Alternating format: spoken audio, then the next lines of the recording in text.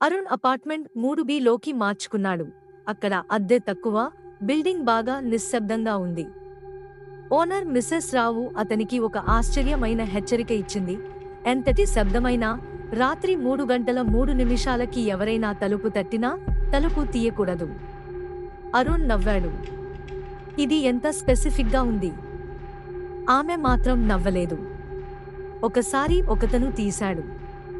మళ్ళీ అతడిని ఎవరూ చూడలేదు. ఆ రాత్రి అరుణ్ ఆసక్తితో మెలకువగా ఉన్నాడు.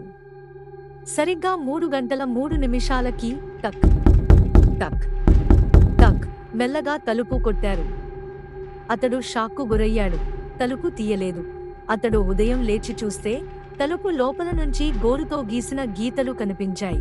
రెండవ రాత్రి మళ్ళీ అదే సమయం టక్ టక్ టక్. అతడు పీప్హోల్లో చూశాడు. ఎవరూ లేరు.